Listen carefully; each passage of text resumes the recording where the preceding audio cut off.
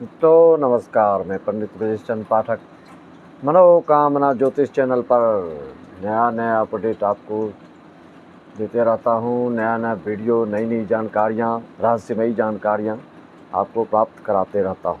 मित्रों, सभी दर्शकों को राम राम, जय श्री राम, ओम नमः शिवाय। सभी राशियों के अभी हर वीडियो में मैं कुछ न कुछ जानकारी अवश्य प्रदान करता हूँ। इस वीडियो में विशेष करके सिंह राशि वालों के लिए संपूर्ण जानकारी, जो इस साल के 4 महीने के बचे हैं, 4 महत्वपूर्ण घटना के बारे में, जो योग बन रहे हैं आपकी कुंडली में, समसप्तक योग, गुरु जो चल रहे हैं आपके अपने मित्र के नक्षत्र में, मृगशिरा नक्षत्र में, कर्म भाव पर, उसका क्या फल मिलने वाला है। केतु जो हस्त नक्षत्र में चल रहे हैं, 63 दिन तक चलेंगे। ये दूसरे चरण में सितंबर में 8 सितंबर को प्रवेश कर जाएंगे, 63 दिन तक रहेंगे। इसका क्या प्रभाव रहेगा आपके कुटुंब, परिवार, धन योग आदि के लिए। और राहु जो अष्टम में अपने मित्र के नक्षत्र में, शनि के नक्षत्र में, उत्तराभाद्र नक्षत्र में चल रहे हैं। जैसा कि आप जानते हैं, उत्तराभाद्र नक्षत्र 27 नक्षत्र में 26वां नक्षत्र है। 26 का भी अंक जोड़ेंगे तो 8 ही होता है, जो कि शनि का ही अंक होता है। और राहु जब इस नक्षत्र में गोचर करता है तो आपके लिए अष्टम भाव में यह क्या क्या फल देने वाले हैं, क्या रहस्यमयी ढंग से, क्या किसी को डिप्रेशन दे सकते हैं, किसी को अचानक धन लाभ करा सकते हैं, किसी को चल संपत्ति से विशेष लाभ करा सकते हैं, कोई देश विदेश से आयात निर्यात आदि, इंपोर्ट एक्सपोर्ट से संबंधित कोई कार्य कर रहे हैं तो किसके लिए छप्पर पहाड़ धन वर्षा हो सकती है और किसको रुकावट पैदा हो सकती है। मित्रों, जैसा कि मैंने पहले भी आपको इन बातों से अवगत कराया है कि ज़रूरी नहीं है कि सिंह राशि वालों को सबको लाभ ही सिद्ध हो। जिसके लिए लाभ हो रहा है, लाभ योग है आपकी कुंडली में, कोई दुर्योग नहीं है, कोई दोष नहीं है, ना पितृदोष है, ना चंद्र ग्रहण सूर्य ग्रहण दोष है, ना काल सर्प दोष है, ना गुरु चंडाल दोष है। ऐसे दोषों से अगर मुक्ति है आपकी कुंडली, तो इन सब शुभ योगों को बिल्कुल आप ज़्यादा से ज़्यादा 29 मार्च 2025 तक ज़्यादा से ज़्यादा इतना लाभ करेंगे। अगर अपनी युवावस्था या कोई नौकरी पेशा या कोई उद्योग धंधा से जुड़े हैं तो अपार सफलता, अनंत सफलता, अगाध सफलता, आशातीत सफलता की पराकाष्ठा को पार कर सकते हैं। और करना भी चाहिए, जिससे कि सभी लोग आपको देखकर हतप्रभ हो जाएंगे, आश्चर्यचकित हो जाएंगे और दुश्मन का तो मनोबल ही चूर चूर हो जाएगा और वह बिल्कुल शांत हो जाएगा। आपके पास वह सरेंडर कर सकते हैं, आपके साथ कंप्रोमाइज़ का प्रस्ताव रख सकते हैं। केस मुकदमा आदि चल रहा हो तो उसके लिए वह बिल्कुल शिथिल हो जाएंगे, उदासीन हो जाएंगे और आपके कथनानुकूल वह करने को तैयार हो सकते हैं। तो ऐसा क्यों? आप जानते हैं ग्रह गोचर का प्रभाव होता है जब प्रकृति में इतना उथल पुथल, आप बाढ़ तूफान से इतने लाखों लोगों की मृत्यु हो जाती है। आप देख ही रहे हैं अभी पश्चिम बंगाल में क्या हो रहा है। यह सब ग्रह गोचर का प्रभाव होता है। ज़्यादा बाढ़ आना, खंड वृष्टि होना, कहीं ज़्यादा ही पानी गिर रहा है तो कहीं कुछ नहीं गिर रहा है, कहीं सूख रहा है तो कहीं लोग पानी में बह रहे हैं। सब ग्रह गोचर का प्रभाव है। अब पहले से ही अपना ज्योतिष शास्त्र आपको आगाह कर देते हैं, आपको एहसास करा देते हैं कि ये सब घटना घटने वाली है। उसी तरह से आपकी अपनी व्यक्तिगत कुंडली की जानकारी प्राप्त कर सकते हैं। मित्रों, ज़्यादा जानकारी के लिए आप अपनी कुंडली का विश्लेषण करवाने के लिए आप संपर्क साध सकते हैं। 501 में सारी जानकारी आपको मिलती है। लिखित में चाहिए संपूर्ण जीवन का तो 1501 रुपये में आपको PDF बनाकर भेज दिया जाता है, जिसको कि आप हर एक कार्य को देखने के पहले अगर आप कुंडली का अवलोकन कर लेंगे, देख लेंगे, तो आपको समझ में आ जाएगा कि आपको क्या करना चाहिए, क्या नहीं करना चाहिए, कौन सा कदम उठाना चाहिए, कौन सा कदम नहीं उठाना चाहिए। चाहे वो पारिवारिक बात हो, चाहे सामाजिक बात हो, चाहे आर्थिक उद्योग धंधा से संबंधित बात हो, चाहे जिस तरह की भी बात हो, उससे आपको मार्गदर्शन मिलता है। तो हम आगे बढ़ते हैं, अपने विषय पर आते हैं। केतु 8 सितंबर तक हस्त नक्षत्र के दूसरे चरण में रहेंगे। इसके पश्चात तीसरे चरण में रहने वाले हैं। 63 दिन तक ये 5 राशि वालों को कष्टकारी भी सिद्ध हो सकता है। खास करके कन्या राशि वाले, तुला राशि वाले, मकर राशि वालों के लिए, कर्क राशि वालों के लिए ज़्यादा सावधानी की जरूरत पड़ेगी, जिसमें कि कन्या राशि वालों के लिए यह योग आर्थिक रूप से, सामाजिक रूप से, दुश्मन की तरफ से और हेल्थ इशू के दृष्टिकोण से देखा जाए तो आपको बिल्कुल सावधानी की ज़रूरत है। सतर्क रहिए, अलर्ट रहिए और अपने हेल्थ का चेकअप आदि कराते रहिए, अन्यथा आपको दिक्कतों का सामना करना पड़ सकता है। सिंह राशि वालों के लिए कन्या राशि में जो केतु चल रहे हैं द्वितीय भाव में, धन भाव में, कुटुंब भाव में, वाणी भाव में, या आपको धन के लिए तो अनुकूलता कर रहे हैं, दे रहे हैं, लेकिन आपको इतना तो अवश्य एहसास हो रहेगा, कुटुंब परिवार जनों से कुछ न कुछ दूरियां पैदा हो सकती है। उदासीनता से आप ग्रसित हो सकते हैं। किसी न किसी तरह से मन में खटक लगा रहेगा। कन्या राशि में केतु चल रहा है, इसके लिए आपको कन्या राशि वालों को विशेष ध्यान देना होगा। डिप्रेशन आदि से प्रोफेशनल लाइफ में भी आपको बुरा असर देखने को मिलेगा। दुश्मन आपको परेशान करने के लिए जान जी लगा देंगे, फिर भी आप अपने कार्य, उद्योग, धंधा में फोकस विशेष रूप से डालते रहें तो कुछ नहीं बिगाड़ पाएंगे। मित्रों, मेरा फोकस सिंह राशि वालों के लिए विशेष यह है कि सूर्य शनि का समसप्तक योग। समसप्तक योग क्या होता है? जब 7वीं दृष्टि से एक ग्रह दूसरे ग्रह को देखे तो वह समसप्तक योग है। समसप्तक योग कैसा फल देता है, मैंने कई इस तरह के वीडियो में प्रकाश पहले भी डाल चुका हूँ कि ज़रूरी नहीं है कि काल सर्प दोष हानि ही हानि पहुँचाए। ज़रूरी नहीं है कि मांगलिक दोष आपको हानि ही हानि, तलाक ही करे। ज़रूरी नहीं है कि कोई इस तरह के योग हमेशा हानि ही पहुँचाए। कभी कभी ऐसे जातक को बहुत ही ऊंचाइयों को भी प्राप्त कराते हैं। तो किस कुंडली में किस स्थिति में शुभ होता है क्या और कैसे अशुभ हो जाता है, इसको तो आपकी अपनी कुंडली का विवेचना करने पर ही, विश्लेषण करने पर ही पता चल सकता है। तो अभी गोचर फल के अनुसार सूर्य शनि का समसप्तक योग बन चुका है। 16 अगस्त से सूर्य अपनी राशि में प्रवेश कर चुके हैं, अपने लग्न में, और जैसा कि आप जानते हैं कि सस योग बनाकर शनि बैठे हैं आपके 7वें भाव में, तो अपनी राशि में दोनों बैठे हैं, केंद्र में भी हैं, मंगल गुरु भी आपके केंद्र में हैं। तो ऐसे में तो यह योग बहुत ही मुश्किल से, बहुत ही दिनों की प्रतीक्षा करने के बाद ऐसा योग बनता है।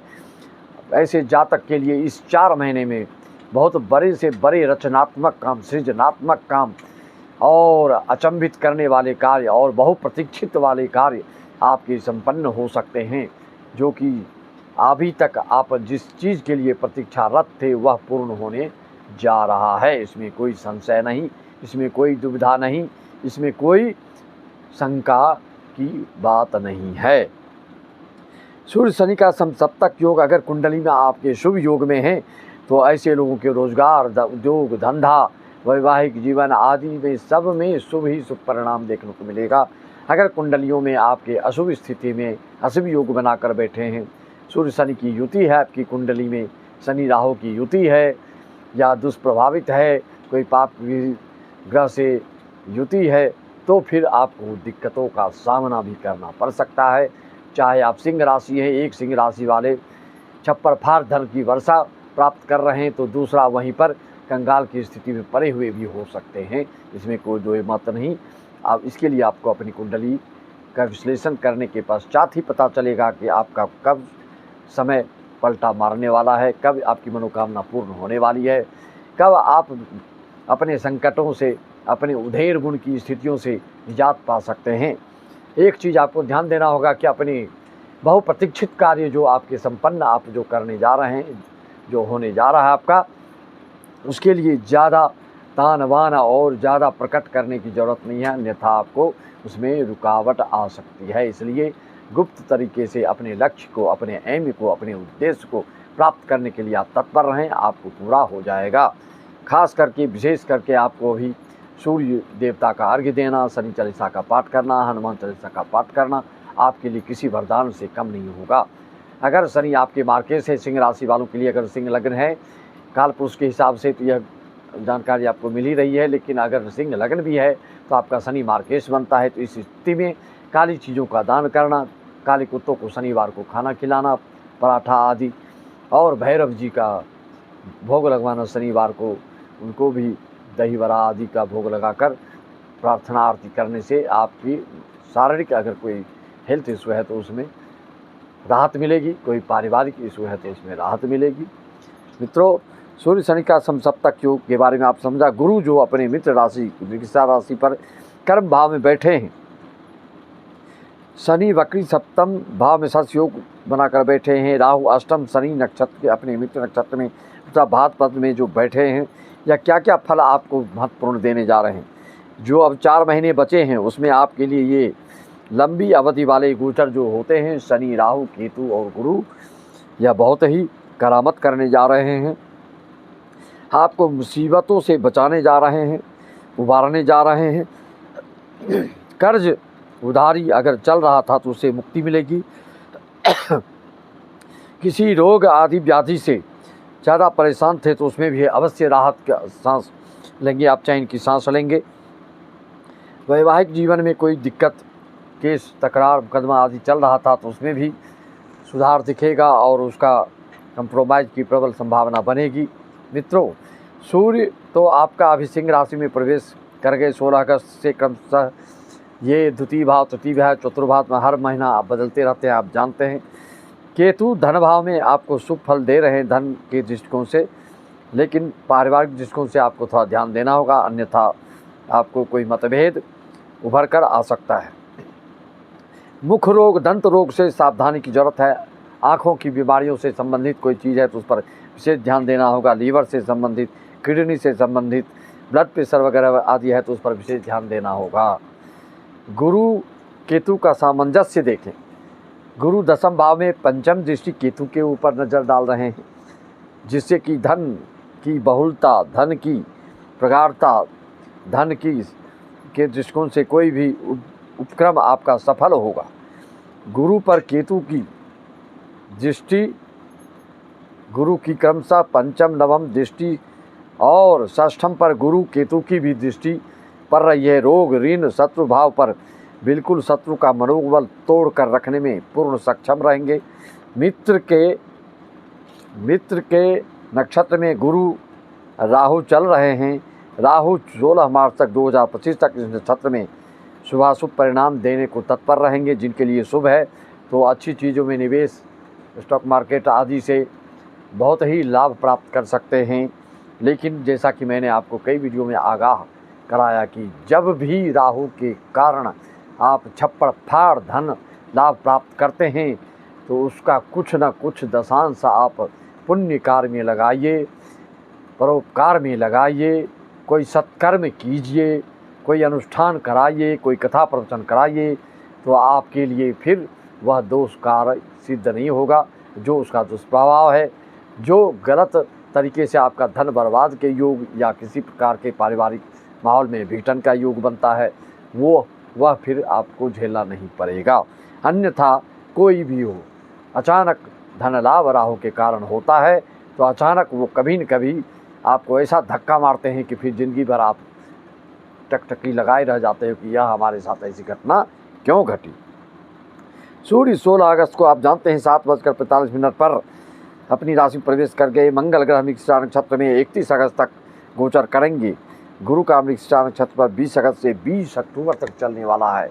आपके कर्म क्षेत्र में आपके यश, कीर्ति, मान, पद, प्रतिष्ठा, प्रमोशन, सरकारी नौकरियों में, और जो देश विदेश से संबंधित, इंपोर्ट एक्सपोर्ट से संबंधित, रियल एस्टेट से संबंधित, कंस्ट्रक्शन, बिल्डर्स जैसे लोगों के लिए बहुत ही शानदार और जानदार साबित होने जा रहा है।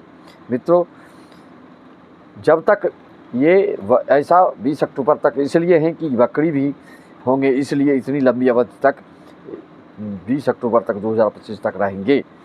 मित्रों, जिस सूर्य अपनी राशि में शुभ फल देंगे, शनि भी सस योग बनाकर रखे हैं। ज्योतिष शास्त्र के नियम के अनुसार तो सूर्य शनि युति दृष्टि संबंध का फल अच्छा नहीं माना गया है, जिसके लिए अशुभ घटना घट रही हो। इस समसप्तक योग के कारण किसी के यहाँ पारिवारिक विघटन और कंप्रोमाइज में जो व्यवसाय बिजनेस कर रहे हैं, चाहे वो किसी भी क्षेत्र संबंधित हो, तो उसमें मतभेद, टकराव, लड़ाई झगड़ा, केस मुकदमा आदि की संभावना बनती है। उसके निजात पाने के लिए, उसके परिहार के लिए क्या उपाय आपको करने चाहिए, उसके लिए आप हमसे संपर्क करके उसका समाधान, उसका निदान, उसका अनुष्ठान आदि कराकर उसे मुक्ति पा सकते हैं। मित्रों, अगले साल मेष से मीन राशि वालों के लिए भी राशिफल डाल दिया गया है। मनोकामना ज्योतिष बोलिए अपने यूट्यूब चैनल में और अपनी राशि के नाम लीजिए। अगले साल को सारी जानकारी आपको पहले से प्राप्त हो जाएगा। उस हिसाब से आप अपने योजना को, अपने कार्य को एक्सपांसन करेंगे। तो इसी वाणी के साथ मैं अपनी वाणी को विराम देता हूँ। सबको राम राम, जय श्री राम, ओम नमः शिवाय, हरिओम तत्सत, सत श्री अकाल।